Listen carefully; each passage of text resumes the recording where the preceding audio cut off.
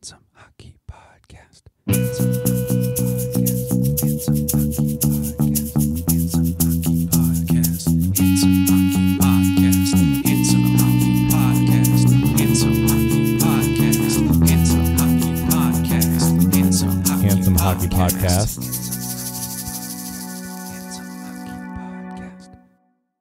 Oh, yeah, she dead. She died 8 years ago. Really? Yeah. Oh, maybe that's when the infomercials ended. Yeah, her eulogy is in Essence magazine. Is it written on cards? Only the cards that bring you death. Hate it when you get the death card. Oh, you're just like, The worst kind. yeah, because, it's inevitable, but I don't need to be reminded. So if you're wondering what the hell we're talking about, this is the Handsome Hockey Podcast, episode 95, the much belated and belabored, and hopefully you're still with us. Total listens on this episode, 7. Women love us, fish fear us. And we're back. It's like the people who live in Omaha with a Salt Life sticker. Yeah. Hey, man, I just got back from the Bass Pro Shop. Don't hate. I'm sure you went there for a real reason. Yeah, I was helping Pat Maroon buy a new jet ski. Do they sell jet skis at Bass Pro Shops? I assume so. I mean, I think they sell boats there. Yeah, but a boat and a jet ski, right. One is a utility vehicle in the Bass Pro Shop Live, and the other is a recreational vehicle. Yes, totally different recreating and entertainment venues. Speaking of Pat Maroon, he's currently busy trying to fight every member of the Florida Panthers. But before that, he was busy trying to fight every member of the Toronto Marlies. I mean, Maple Leafs. Yeah, he's my low-key MVP for the playoffs so far because he's just so obviously trolling and shit-talking, and I think it's working. Like, I think he legitimately is like getting in the heads of the Florida players a little bit. His rejected fights per 60 is at least like 5.5 at this point. Boston's been doing the staying in the hotel thing even for home games. And I'm pretty sure what they're doing is just setting up an SNL writer's room for Pat Maroon chirps. What else do you do with a hotel room when you're a bunch of old guys on a hockey team? Like, they're not. Well, most of them are not doing blow anymore. We feel comfortable saying that the most of them. Yeah, well, I mean, that's kind of a young man's thing, right? If anybody is still doing blow, though, it's probably Pat Maroon. Yeah, I mean, also just because he's not skating as much as the other guys. You imagine like doing blow and then driving a jet ski? I'm sure he has. That's dangerous. Yeah, it is. Jet it's skis, also like just par for the course in Florida. No, that's meth. Miami, Miami, baby. They call him a meth ski for a reason. I just made that up, but I like it actually. Yeah, I mean, okay. You're just talking Jacksonville. Yeah, I'm talking everywhere. Talking Miami and I'm Tampa. talking everywhere but Miami. Orlando might be like 50-50. I think that's given a lot of credit to Orlando. Well, yeah. What is your dear Orlando? What is your upper of choice? Yeah. The drug that I can't get enough of is goalie interference. What is it? What isn't it? It basically has been undercut at this point in the the Boston, Florida, and the Florida Tampa series to just reduce it to a mere joke of a concept. We saw Sam Bennett push Charlie Coyle into the goalie, and immediately after that, bury a puck in the exact same manner that, come full circle, Pat Maroon did earlier this year, and the goal was waved off by the refs. Like, they didn't need to send it to Toronto that time either. They just did the right thing. Yeah, well, I mean, refs doing the right thing in the NHL playoffs is like right up there with like cheese not melting in the hot sun. Like, yeah, and like corporate philanthropy. yeah. No, Amazon gives up so much money. Yeah, it's like 0.000000001 of their profits. Suck off. And that's approximately the amount of penalties that get called in the playoffs. But like I get that, you know, you don't see it as a ref when it happens because it's a very bang play. It happens very fast. But they sent that shit to Toronto, and they had a long time to look at it. And there is explicit language in the goalie interference rule for you cannot push a dude into the goalie and then score. Like, that's just it. Whether or not people think that, you know, Swayman could have saved that puck that ended up going to decide the game, I think is irrelevant. Like, if there was goalie interference, I think that makes everything that is a hypothetical that could follow into a moot point. I'm going to try it in 35 plus. I'll get back to you on it. I feel like you'll get mobbed, but I don't know. Maybe that's just me. No, people are pretty chill in 35 plus. They'll be like, hey, why'd you do that, man? I'll be like, oh, I'm sorry. I thought it was a legal play. And they'll be like, well, you have some understanding of the rules to do, mister. And then I'll go sit down. And that's basically what Jim Montgomery did in a press conference between then and now, suggesting that something that people have talked about before, that referees should have to like answer for their calls in some circumstances, which I'm not sure that's a precedent you actually want to start setting. But you totally understand where he's coming from. And also, Jim Montgomery behind the bench is like appointment viewing. He's so fucking funny. He's just like pantomiming like dives and like different calls that aren't made on the ice. It's so good. It's good. Like I think that ever since we lost the propensity for NHL crews to put large-breasted women behind the benches, except for in Dallas and Vegas. Yeah, I was still gonna say, going strong in Dallas and Vegas. Don't they have like a roster of those people? But no, I think in Dallas, there were 3 lines of Tiggle Bitties back then. In Dallas, I legitimately think it's just the same woman every game, and she's just got tickets. No, I think like her name is known, and she realized she's playing the role, and she's like, yeah, this is my job, and I'm part of this winning team effort. And she would be right. Well, you live long enough to be the villain.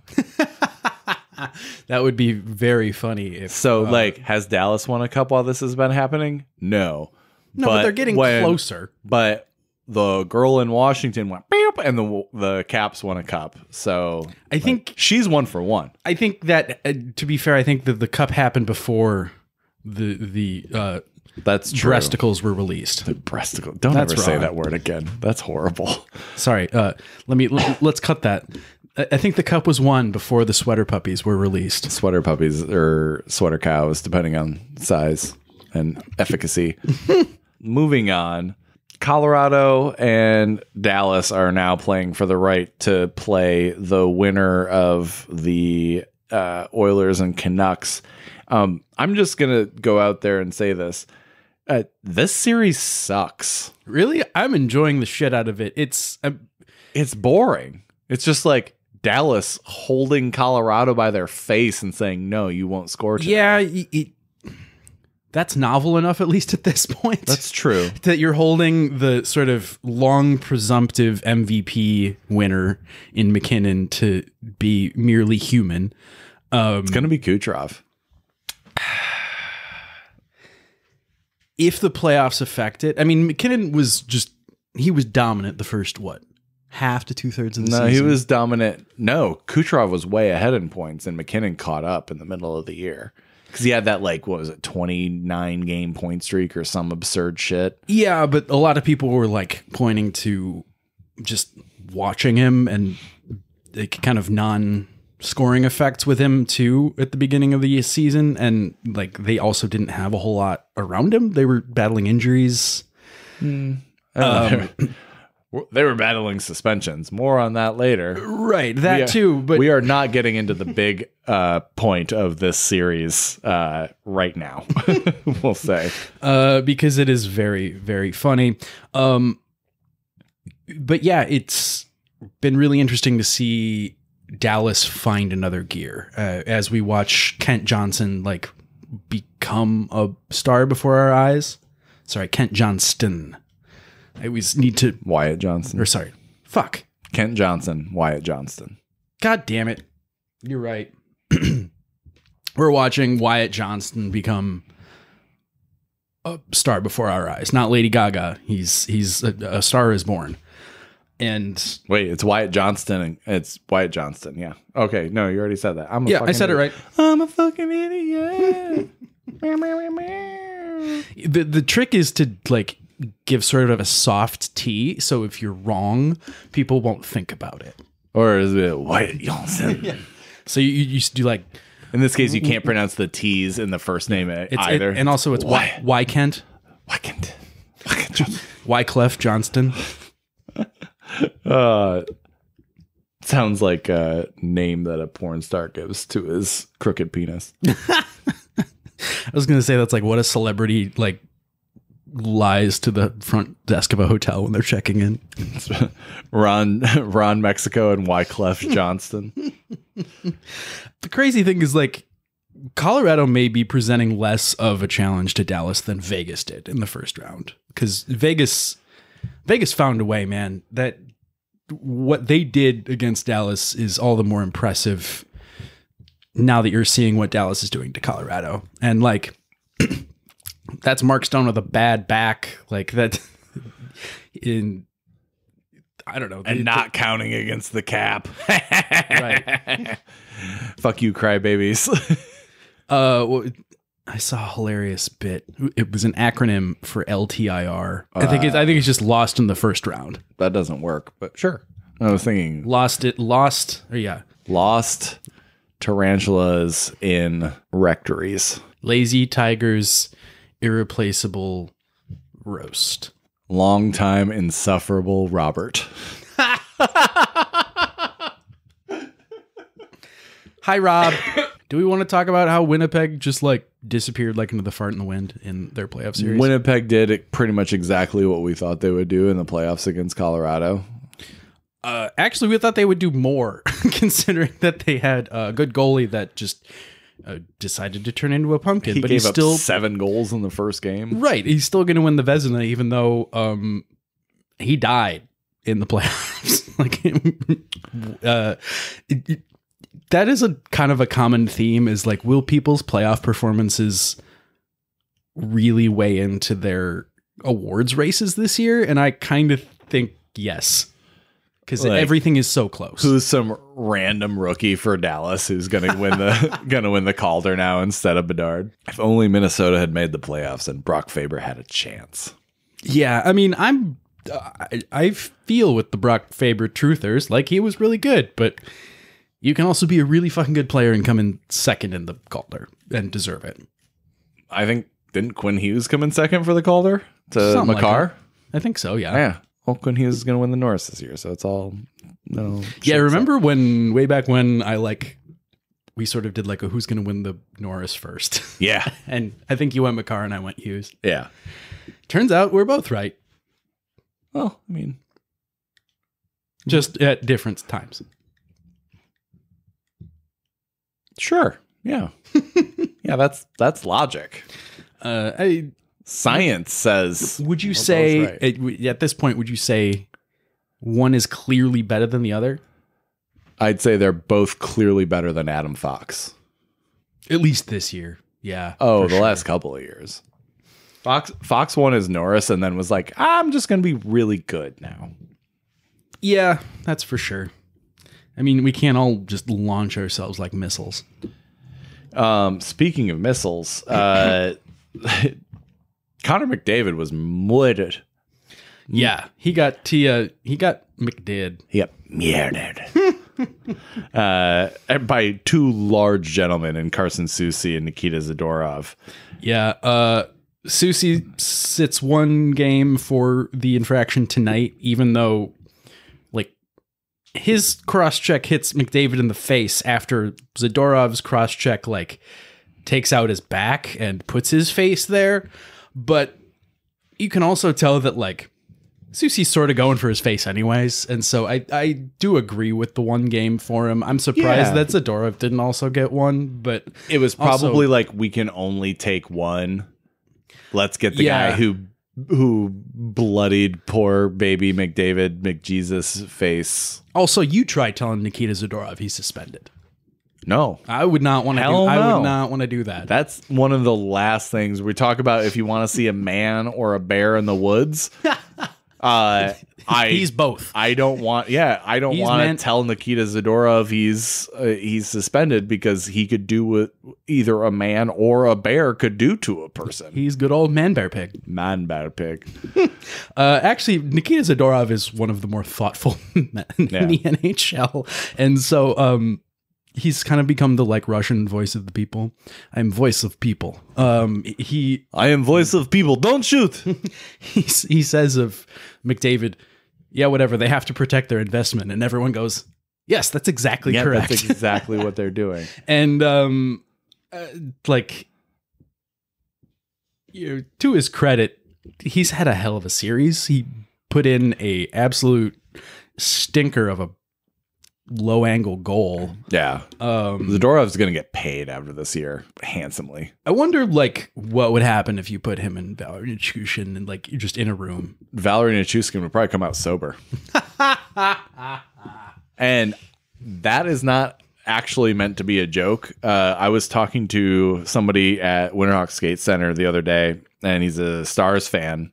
Nichushkin was drafted by the Stars, and he said it's kind of widely known in Stars fandom that when Nichushkin was there, they had Sergei Gonchar, and Sergei Gonchar acted as like a Russian kind of like, come live in my house. Yeah. Let me show you how this league works. Let me, keep you under my wing.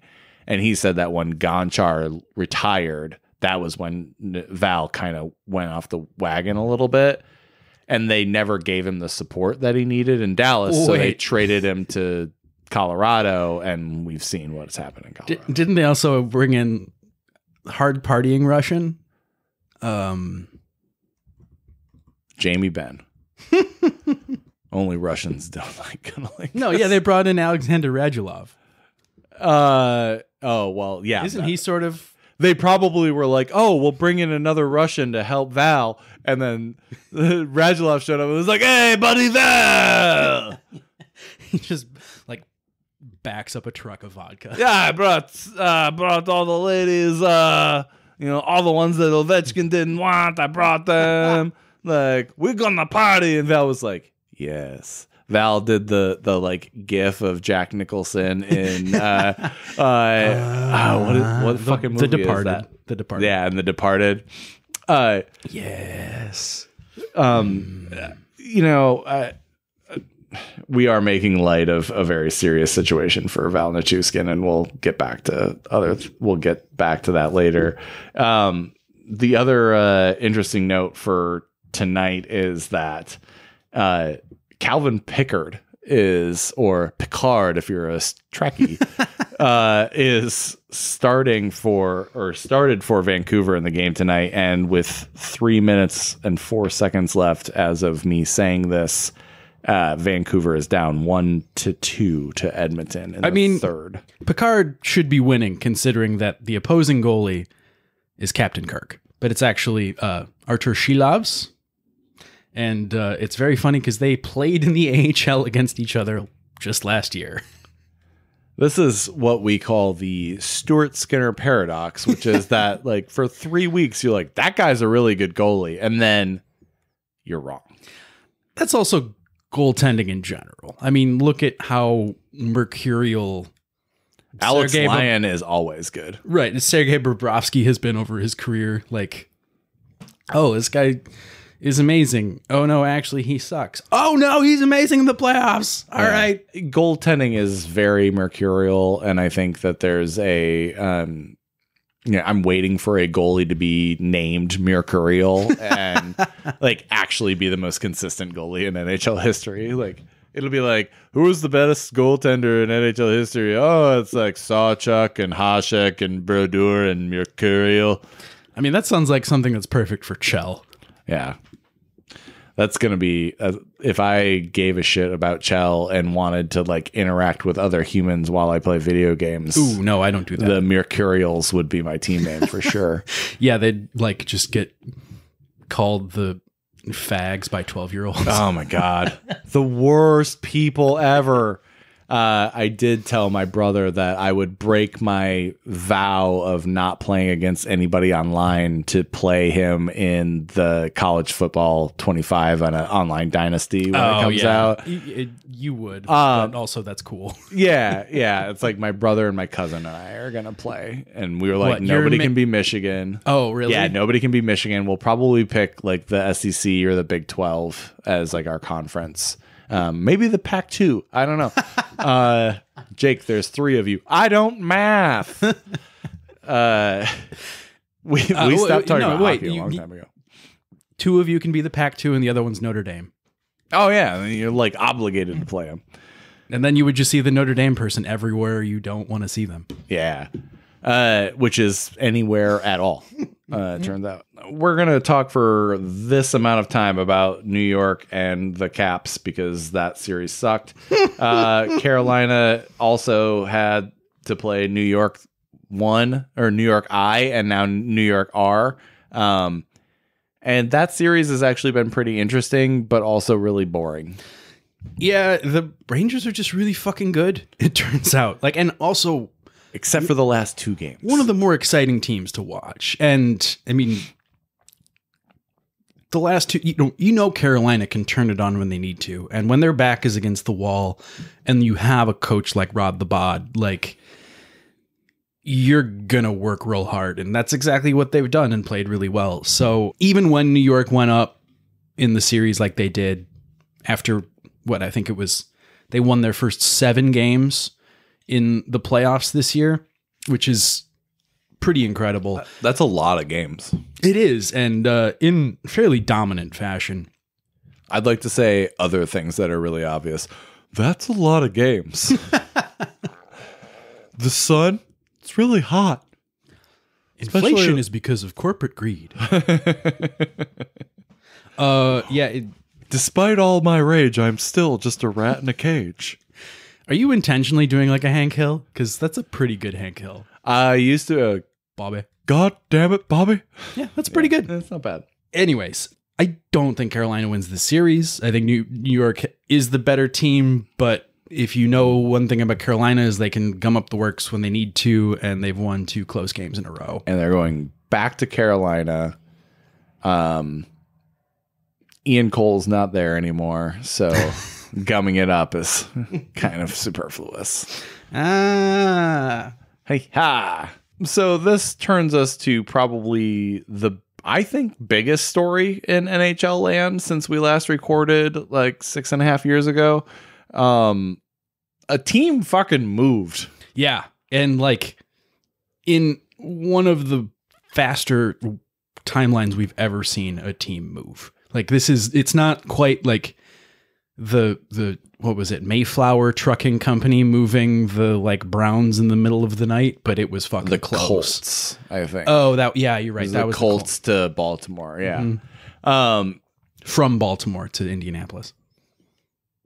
Yes. Yeah. There's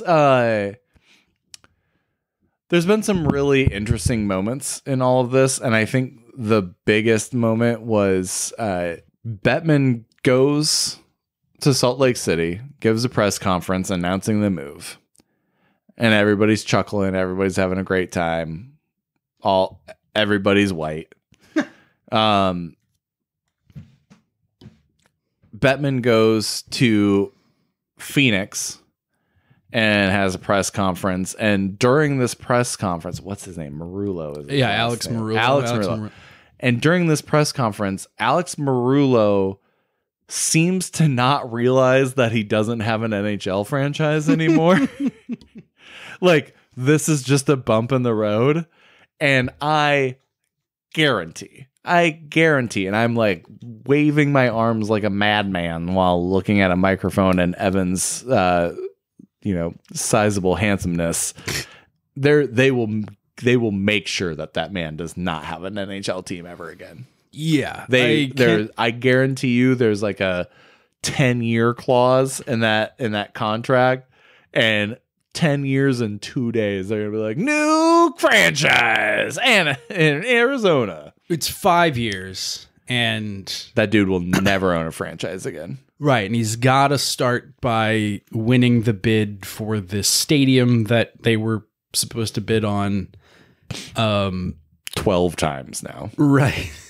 And so his like son or something is his Nepo spawn is also like the PR Twitter person for the team, and which makes just like so much sense, and it's just hurts. Like completely detached from reality, and is like, as the team is folding, is like, well, we'll see you for the bid. And also Marullo, which I hate that like a bunch of people have been saying Morello, because don't you shame Tom Morello like that, you bastards. I thought it was Jason Mraz.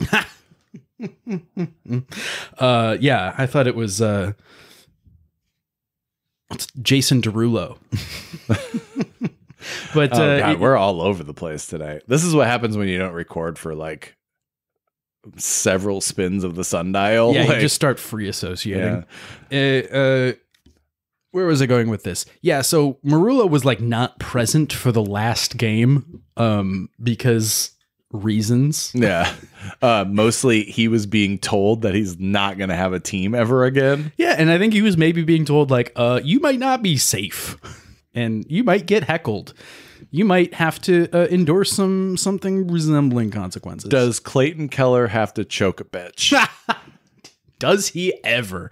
If there should be one person that like you can point to and be like, this person was unfairly fucked over by this whole thing, it is Clayton Keller. No more ASU coeds. Sorry. Have fun in Mormonia. Some may think of that as an upgrade. This is a downer. I'll be perfectly honest. So, just on a personal level, when I was growing up, my aunt and uncle lived in Tempe. And so like my second team was the Phoenix Suns. And when the Coyotes came in, they were my second team. Like I had Coyotes sweatshirts and Coyotes hats. They also gave me Diamondback shit. And I was like, sorry, I got the Orioles. That's team 2. On a personal level, this sucks. But really, like the Coyotes have become an institution in that city. Sure. And so like the Junior Coyotes program, which is one of the most successful hockey programs in the country, is now just a thing. Well, I guess they're repurposing a lot of the hockey staff from the Coyotes towards the Roadrunners and then the junior team. Yeah, and that's sort of the plan, right? But it's just there's an amount of upheaval. There's an amount of upheaval there. Oh my God, I said it twice. There's an amount. I thought you were doing a bit. Yes. That was a bit. The people. That was a bit. So the amount of upheaval that this creates for everybody involved really sucks. Think of the Doan family, who have been there forever. The youngest one came up through the ranks this year, and it's like, hey, play for the team your dad played for, and is like the best player ever for. No, hurry up, they're fucking moving. Sort of. Josh Doan was this whole season in Arizona was actually just to get Josh Doan like one game. Yeah, that was the Coyotes whole point. jersey, and then they're moving. It sucks. We all know that white people, especially Mormons, love sucking things up from like places where there are like people of color and just like repurposing them as sucky things in Salt Lake City. I'm looking at you, Utah Jazz. Change your fucking name. Basketball says it best. The Jazz moved from New Orleans to Utah where they don't allow music. What a great movie that basketball is still also just dates us. Yeah. Like, basketball is ruthlessly. still amazing. But yeah, I kind of think the NHL has done to the Coyotes like what your fantasy league does to the guy who doesn't start lineups. New owner, new location, same roster, same contracts. Like basically they've just taken the Jazz owner and said, okay, now you have 2. And to his credit, Ryan Smith not the hockey Ryan Smith, but the Utah Jazz and now Utah Somethings owner Ryan Something Smith. Butts. He seems to give a shit. He seems like he's on the younger side of a sports team ownership, and I've heard enough of him talking to be like convinced that he's a competent owner, and that's part of the reason I think that this all transpired is because they've been trying to get him into the league. Well, he was like, man, we got this Utah Jazz thing. There's people of color here. I mean, can we bring in an NHL team? There ain't no people of color there. And Gary Bettman was like, hey. We pretended for like 3 weeks in the bubble about people of color. You got to fake it until you make it. And so now they've got this team. I don't know. I don't know where I'm going with all this, except for to say that, like, I'm upset. Like, not upset, but just like it was inevitable. But it just, I'm just wondering if we can make fun of other people for being not diverse from Portland, Oregon. I don't think we have. can. You been to Salt Lake City? Holy shit. I have. And I also think of how, like, even their temples are just alabaster. Like, we have one of those too. Yeah, but it's from fucking Utah. Actually, they came from Illinois. Yeah, that's true. There was kind of a big deal about that.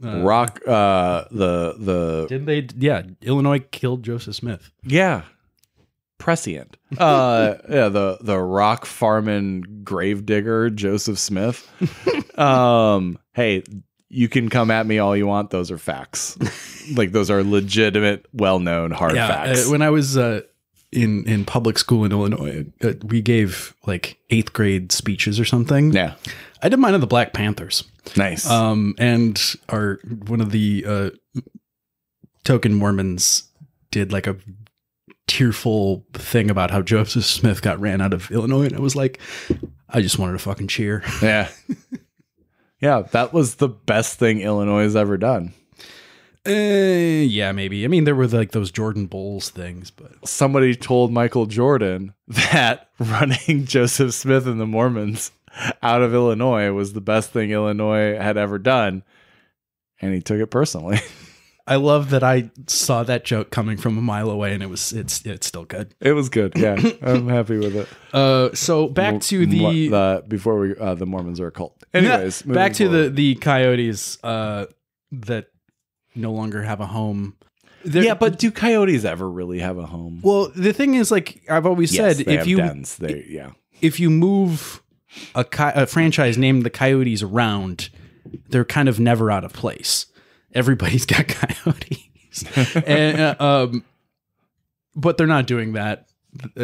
As part of this like kind of weird deal, they're doing sort of like an NFL Ravens expansion versus Browns, and so they're like deactivating the Coyotes logo and intellectual property and turning them off like a McDonald's ice cream machine, which is one of the best logos in the NHL. Yeah, especially of the new era, it's right. One of the best. The Kachina doll logo is incredible. It is very kind of quintessentially 90s, but like in a fun way, and also like respectful. I think. It is also one of the few ways where, yeah, you're displaying Native American ideas in a respectful way on sports anything. I mean, looking at you, Blackhawks. But the Roadrunners also like an amazing name, logo. Yeah, they get a bunch of their business side operations, and then they will move into Mullet Arena next to ASU. So like, is that how they're dealing with that lease situation? Well, that's no. I mean, they're going to put Clayton Keller on a 2-way contract next year, so he stays happy. Hold on, we're going to lose the next 3 games because Clayton's hunting poon.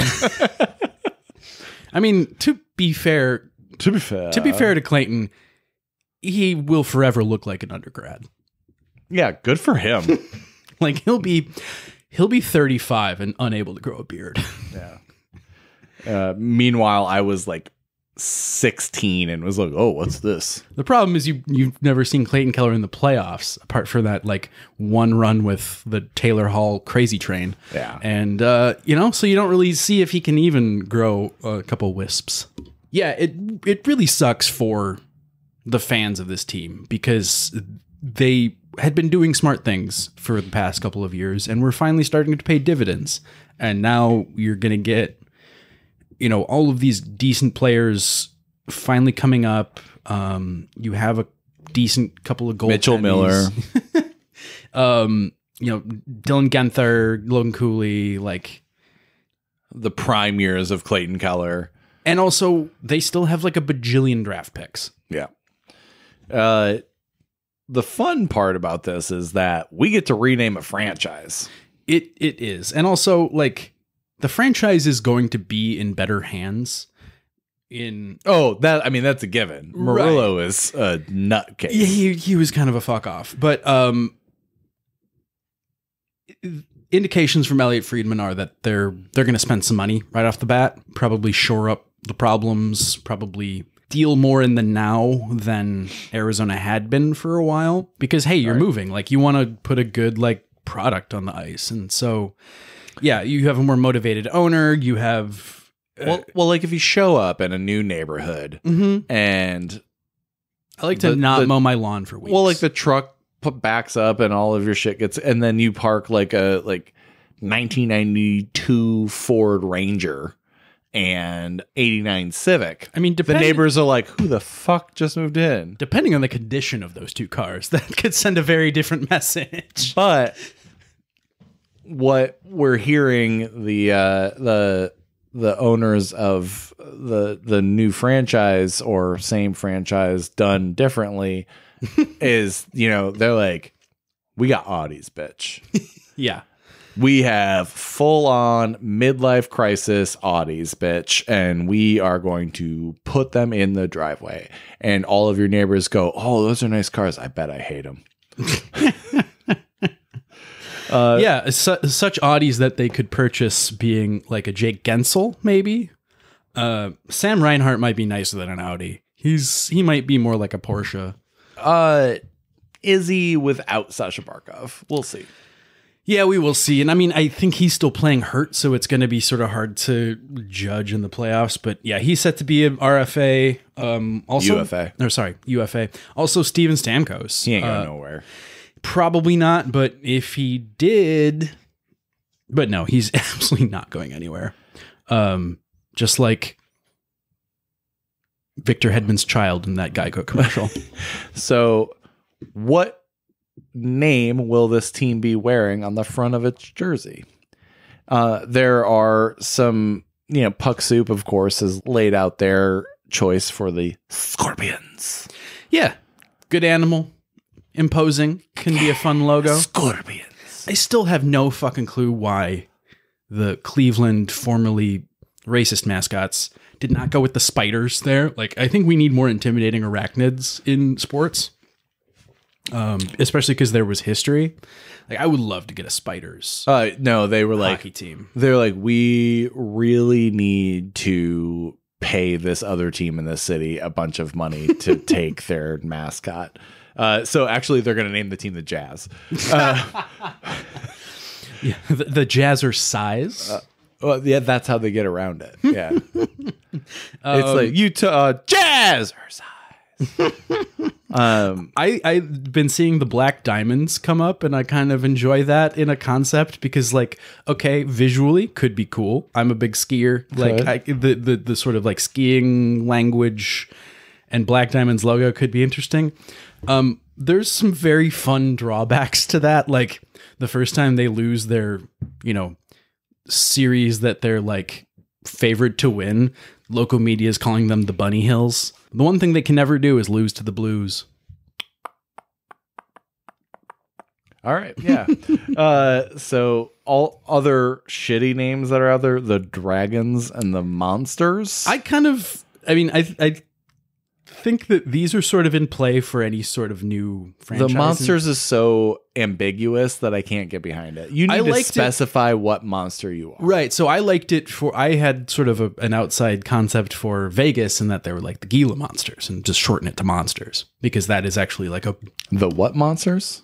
Or I think, sorry, Gila monsters? Yeah. I was like, is this something that I don't know about? No, you're right. Soft G. Okay. Soft G. There's also the Hawks. I don't think they can be the Hawks or the Raptors. Like, the Raptors are a team in Toronto, a different sport. But in a different sport. No, you can't. But how many times does that You happen? can be the Utah Raptors. How many fucking Raptors? How many Wildcats? That's in college, though. Like, in every high school, college teams don't count. But yeah, the most important thing is the funny names. Yeah, we say funny, but also like make names about your community. So we got the Stormin' Mormons, which I'm going to pronounce as the Stormon Mormons. Or just Stormons for Stormons. Sure. The Missionaries, which works multiple ways. Mm-hmm. Except one way. One is you go across the world preaching, and the other is boring sex. Mm-hmm. Underrated, really. I mean, you can do missionary right. Yeah, don't get me... Okay, you know what? Missionary is... honestly, the thing I think I have the biggest problem with is the name. Right, yeah. No, it's like everything else about is perfectly good. That's what I want to highlight is like the malign sex position is less offensive than the colonialism aspect. Oh, absolutely, yeah. Colonialism, always bad. Like, we should rename it like the missionary position as like the super rad position or something like that. People are like, oh, dude, it's super rad last night. Oh, bro. You tell a buddy like, oh, well, I did a little, like, oh, what position? Oh, a little missionary. And people are like, lame, dude. So our PR firm, Wyden Kennedy, we've been brought in to rebrand the missionary position. We're going to get sued. My favorite, I heard this from our friend Tyler for the first time, but it's been kind of all over the internet since, the Salt Lake City Soakers. We're not going to explain that, but you can look it up. Mormon Soakers, Google. It's like missionary position, but both less and more exciting. It sounds tiring. You need a friend. It's like you need a sister wife. Mm-hmm. Yeah, and so I was thinking, Utah sister wives. I guess they are going with Utah. That is kind of for sure. Yeah, it's not the SLC sister wives, right? Utah, notable for a lot of multi-level marketing scams. So I think Utah pyramid schemes could be great. I think you saw Utah pyramids. Yeah, like as long as the pyramid was in like a MC Escher sort of style, where like regardless of where you're walking on the pyramid, you're walking up. Like exactly what they preach in all those meetings and like the back rooms of malls and corporate offices for companies that are now defunct. And then we've got the Utah curfew because that city's boring as fuck after 9 p.m. I think it does have like some underculture, some counterculture, but like it is a true like counterculture because it is driven underground. Yeah. Do you hey bro, dude, hey, you want to go drink 4% beers? I know a place. Yeah, my hotel room? No, dude. I know a place. The Utah low ABV beers, like that could be a good one. Yeah, you like go and you like elbow a door and somebody goes, "What's the password?" And he goes, "Joseph Smith." I guess Utah actually got rid of the infamous 3.2% beer law in 2020. Like and we say some 2020 reforms didn't stick. That's weird because I was there in 2020 and all the beer had no alcohol in it. So, I mean, I'm not saying that that's when it was, maybe it's 4 years later and they still haven't implemented this change. Hey, unfortunately, we've still only got 4% beers. You want to go underground and drink them? I can tell you the password. Really? What is it? The password for Oh, you mean Brigham Young? No, Brigham Young. we've got come in here. We've got full strength PBR. Come in here. Ah. Also known as a Brigham Young. Ooh, Am I going to edit that? No. No? Okay. A bunch of coaches are going to have to find some side projects because they've been axed. Yep. Sheldon Keefe, notorious woodworker. Yeah. The NHL has suddenly in like the last 3 years started firing coaches faster than the Premier League, which is kind of wild. I fucking love it. I think it's hilarious. It's just like, oh, lost in playoffs, off with his head. I'm kind of happy anytime a rich white guy loses his job. So like, this is great. Right. Are they going to hire one of us? No, not this time. No. But I did try and convince my brother earlier today to let me coach his son's soccer team because I've won the Bundesliga in Football Manager. I mean, that's more qualified than Ron Hextall was. Oh, this dude coaching my nephew went to one AYSO camp and thinks he's fucking Messi. Exactly. And so like I'll probably go to a game if there is one while I'm in Michigan, and I'm just gonna heckle this fucking guy. Like, I just went to Portugal. I'm pretty much fucking Ronaldo. Like you like I know what a 4-4-2 is, bitch. What about you? I'm gonna run a 5-3-2. Yeah, how about that? Similarly, I emailed the Sabres after they fired Don Granato, and I was and they went, Lindy? And they're like, oh, the players are asking for intensity and change, and I was like, I can do my best impression of Arlie Ermy, bitches. Like, what is your major malfunction, Owen Power? So they hired Lindy Ruff. Yeah, and now instantly he's like one of the longest terms tenured coaches in the league. Yeah, it depends on how you define that. No, I mean like 5 coaches have been launched since he got hired. Yeah. Let's see. So, it's kind of interesting. What job is most appealing of the 5 that are open now, which are Toronto, New Jersey, San Jose, Winnipeg, and Seattle? God, that's hard. I mean, it's got to be Jersey, right? They're the most talented. But then you live in Jersey. You don't have to live in Jersey, do you? I mean, do you really want to cross a bridge every day to go to practice? Can't you take a helicopter from the Hamptons? Oh wait, they don't pay NHL coaches enough. No. They're when I said rich white guys, it was like asterisk rich. Yeah. Like, are they richer than most white guys? Sure. Are they making right. Only $1 million. They making Jared Goff right. money. Yeah, this ain't Succession money. I think it's got to be Jersey because A, it's not the Toronto media. B, it's not Winnipeg at all. Yeah, I mean the Winnipeg roster is. You got the best maybe goalie in the league, but he's old at this point, and he just shit his pants in the playoffs. Yeah, I actually lean Seattle, and now I don't like Seattle so much as a city, but I think the opportunity is there, and I can pretend that I'm in Portland, sort of.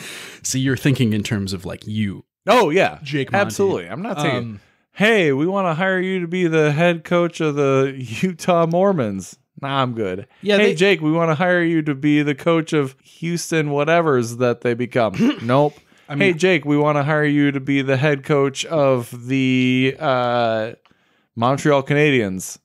So I get to live in Montreal? Yeah, that's part of the gig. I'm in. So let's do this. I mean, I would even, coach the Houston, the Utah Ski Bums if I wanted to. Like, but only if like that was. You got to remember, you'd be working a lot during skiing season.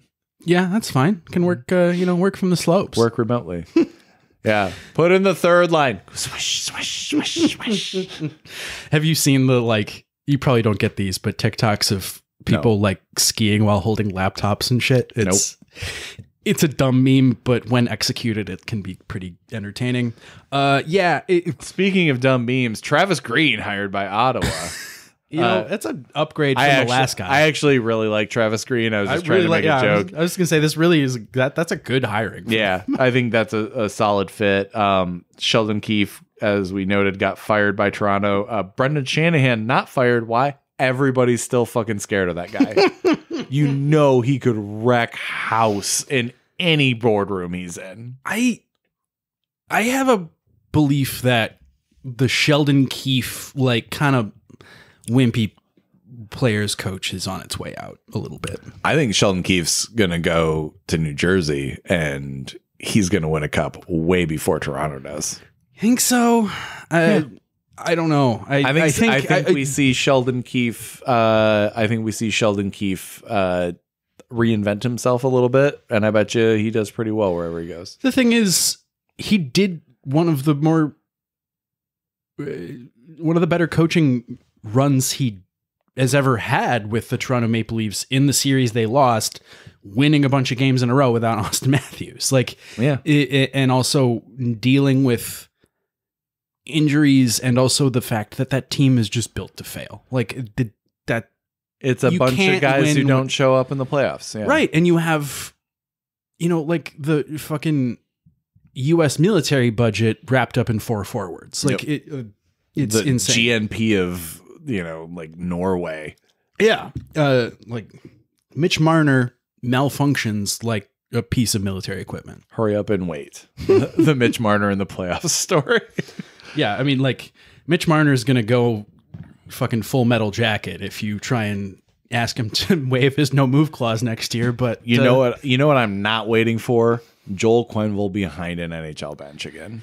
Yeah, there's that. And I know that that's kind of old news, new news, behind the scenes news, but there's some sense that he'll probably be in the NHL next year, but probably not as a head coach, is what I think the Elliot is insinuating. The Elliot.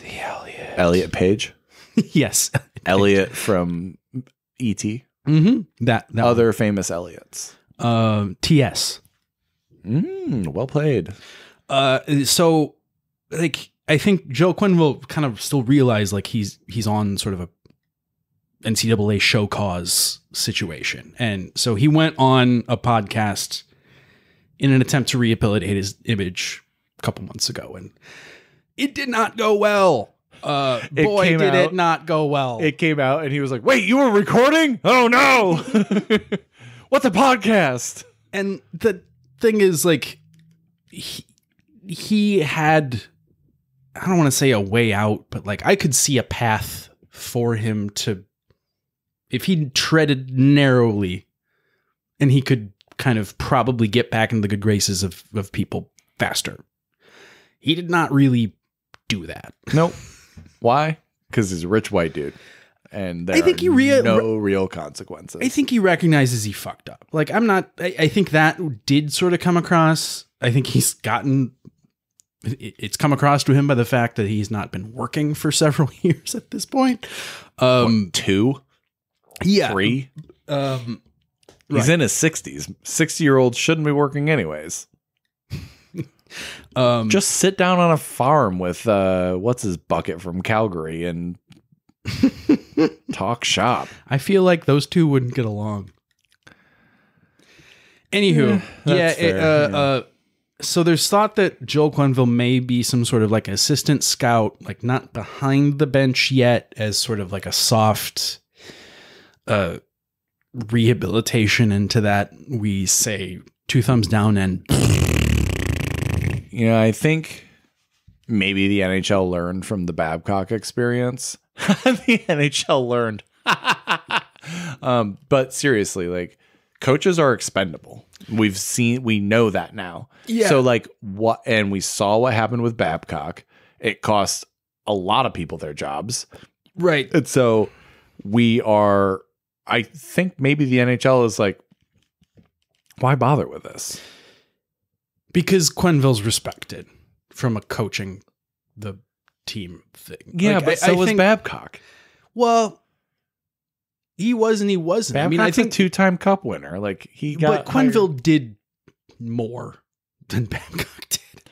Like, Mike Babcock won the Stanley Cup title with fucking the Ducks. All he did was fucking yell at people. Like he had Joel one move. Quenneville's roster was stacked full of Hall of Famers though. Like, but they didn't start winning until, I mean, yes. How do you read a team cresting into the talent's prime and getting their new coach versus that coach's effect? Sure, that's a debate we could have for days. I do want to, this just popped into my head. Mark Messier was talking about Wyatt Johnston, and he said, think about what happens when he's like built like a man and has man strength. And I was like, he's 20 years old. Mark Messier is the weirdest motherfucker. Like he's oddly okay though. He's not is great, and he isn't. Like, but he's okay. he's yeah. You're like, after he dies, it's going to come out that like he was like reinvigorating himself with blood infusions from the young or something. Like he's a crazy motherfucker. You can fucking see it in his face.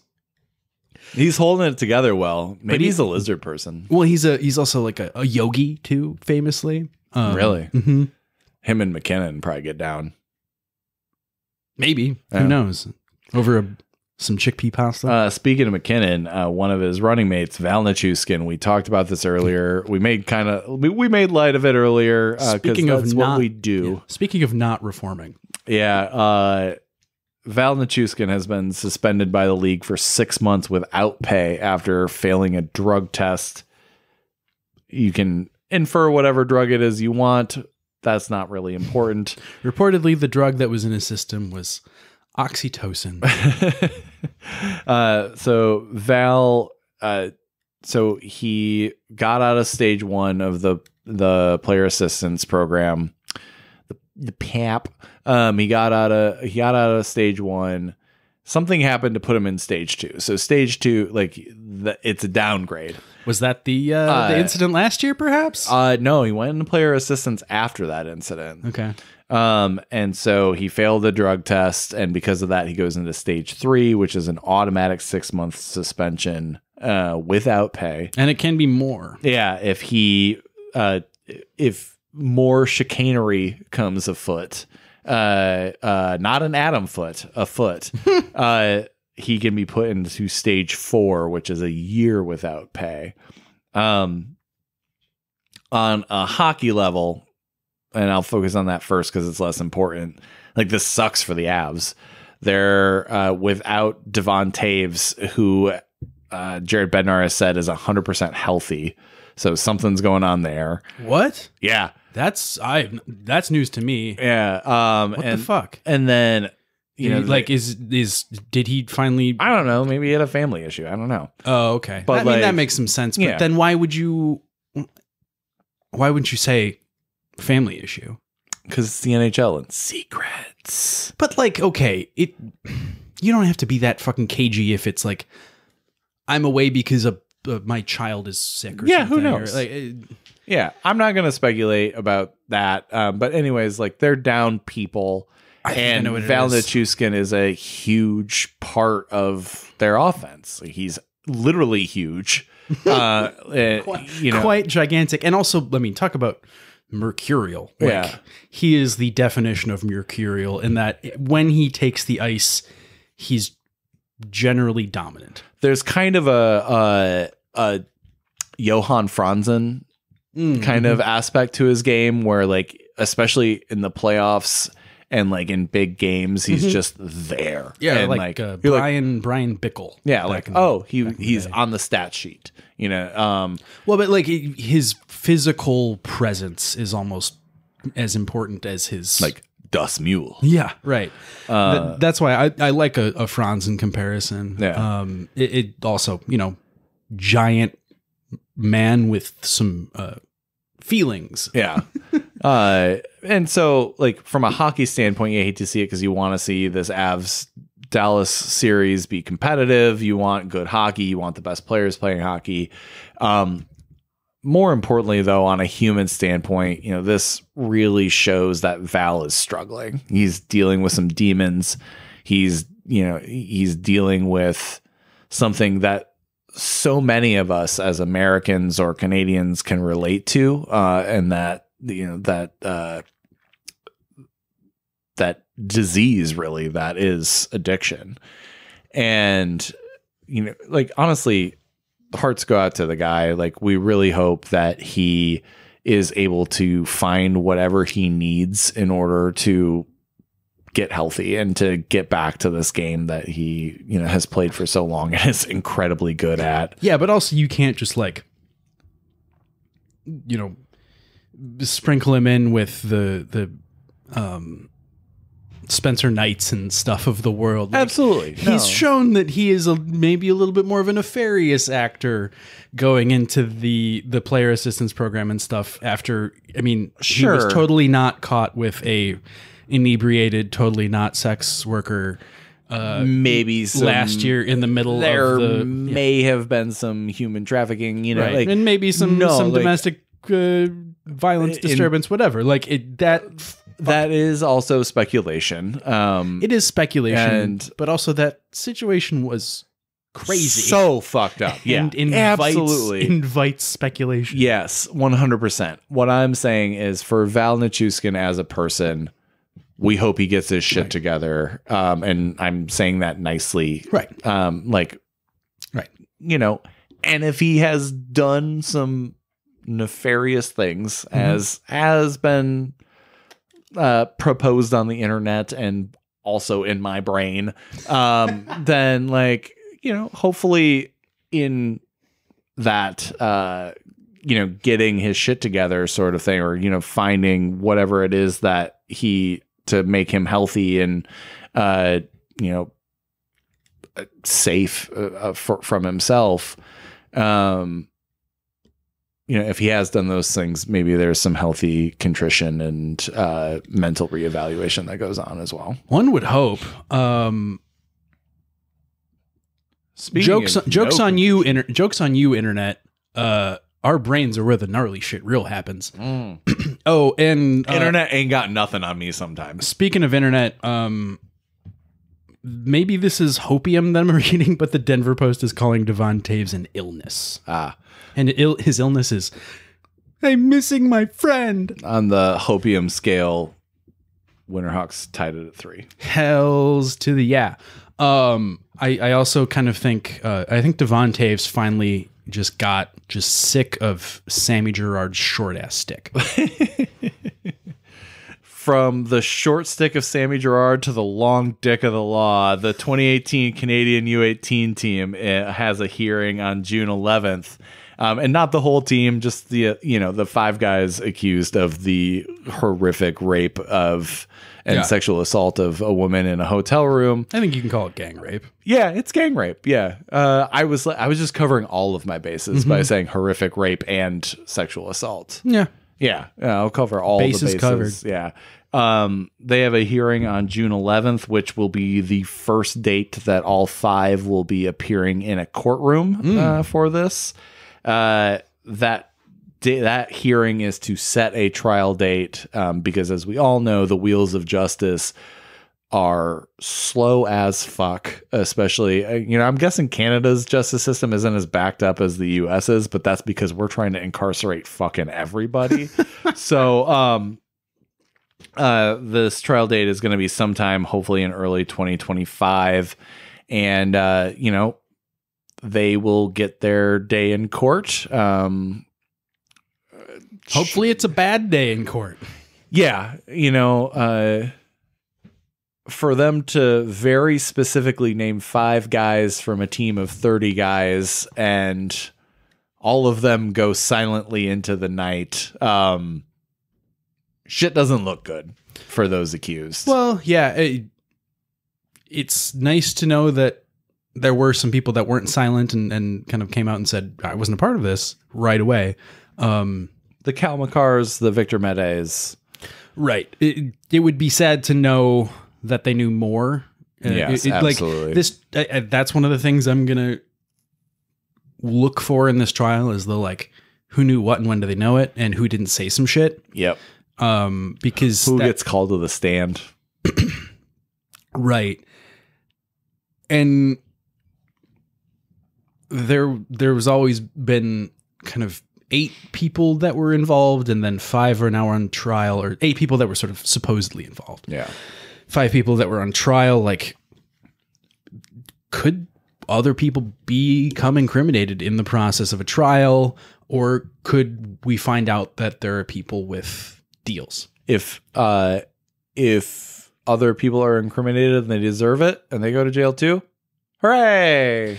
Yeah, it's going to be hell to pay for not only these people, but for the Canadian system of hockey, because it's going to come out just how kind of coddled and protected they were, and how just the timeline that this has taken and how long it's taken to come out, and the fact that they're still sort of dealing with other prior years of this, essentially the same thing happening. It shows you that this is going to be a big deal. We'll cover it when it happens. It'll be there, but it may not be for a while. On the other side of the coin, we go from something absolutely terrible about hockey to something super rad about hockey.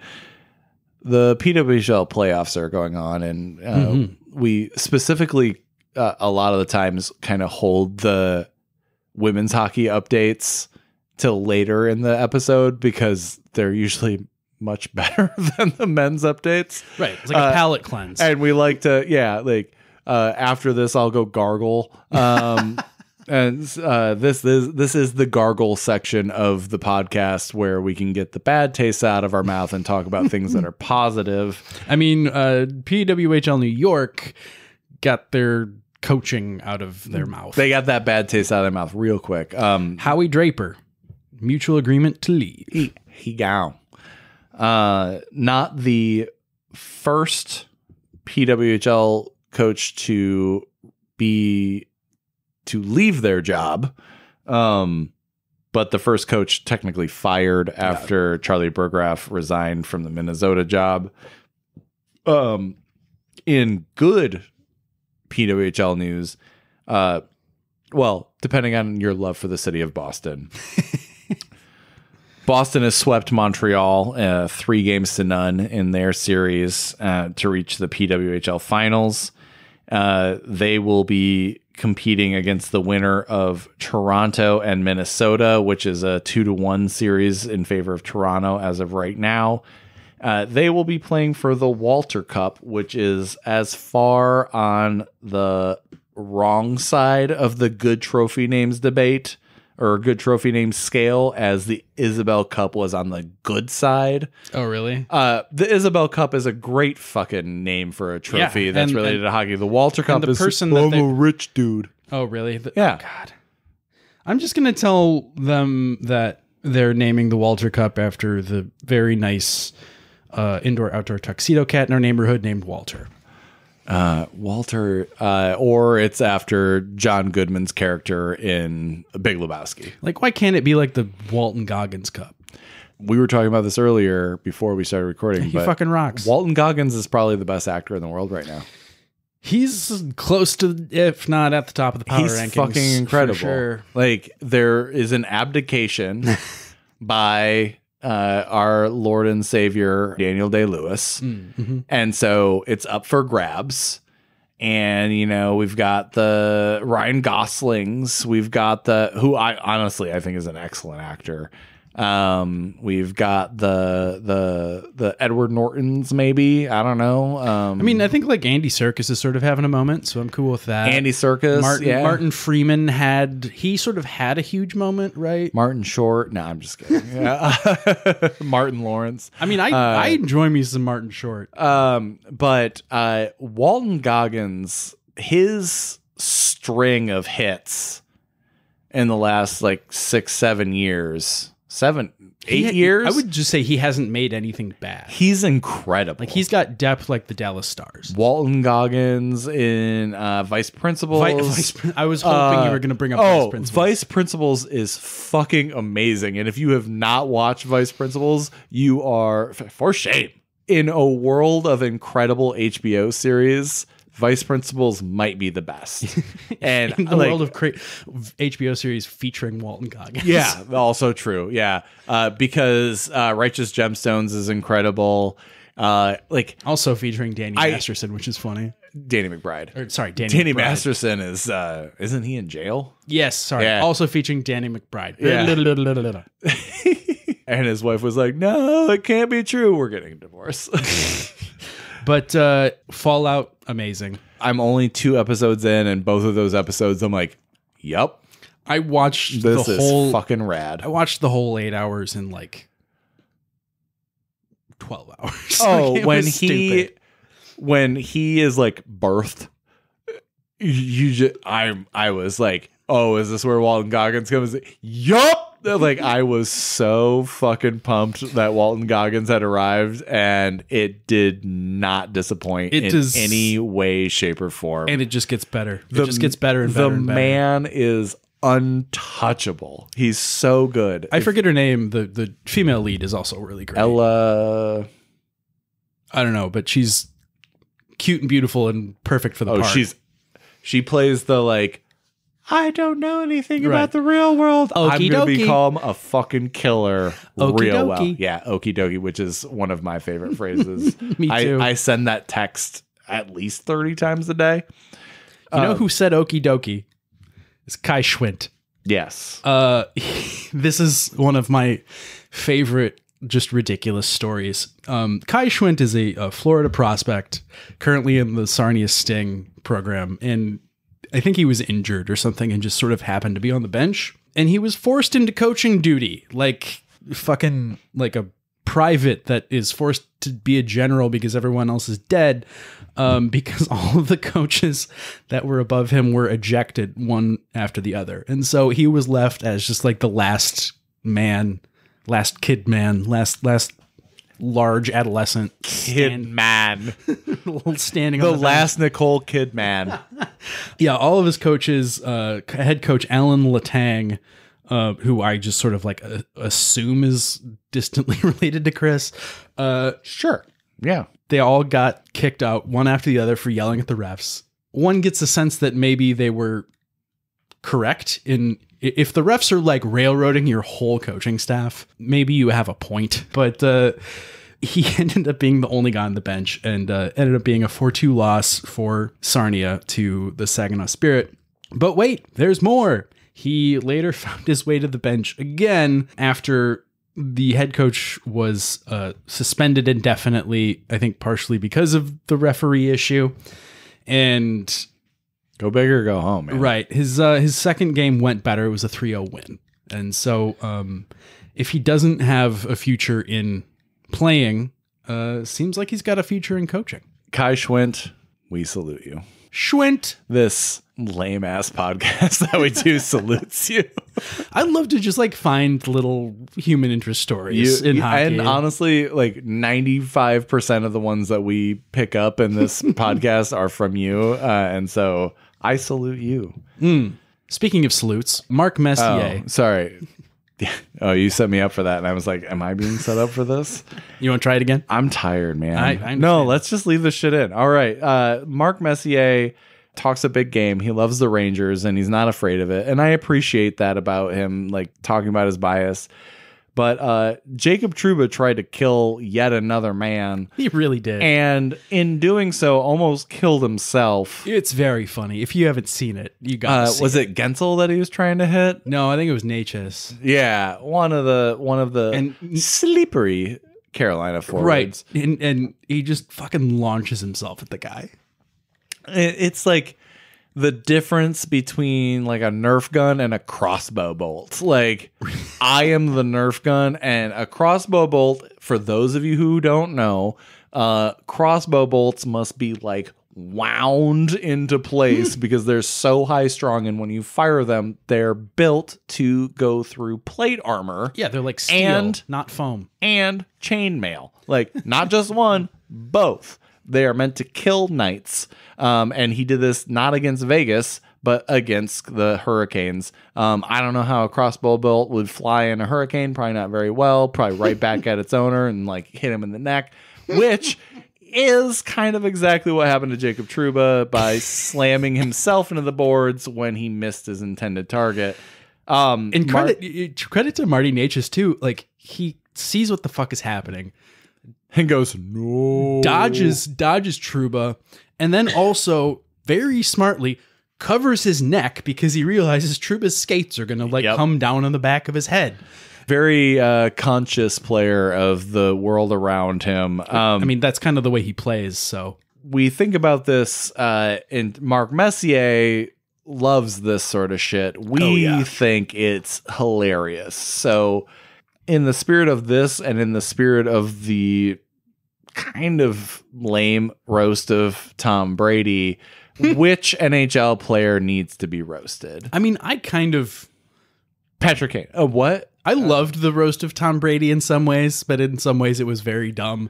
Did you see Nikki Glazer's bit? Yeah. I thought that was good. Yeah, well, Nikki Glazer's good at that shit. What I didn't realize Nikki Glazer's a good comedian. I didn't realize that, like, Edelman would, like, show up. Like, yeah. He was funny. Yeah. And I've seen his, like, social media stuff, too. And he's a pretty engaging guy, but I, like, doing that versus, like, writing comedy to be on stage, two different things. Very different things. And although I will say this, one of my coworkers today brought up Rob Gronkowski and said, he doesn't have thoughts behind his eyes. And yeah. Me no crypto, not real money. that was perfect. Yeah. Also the Jeffrey Ross faux pas. Yeah.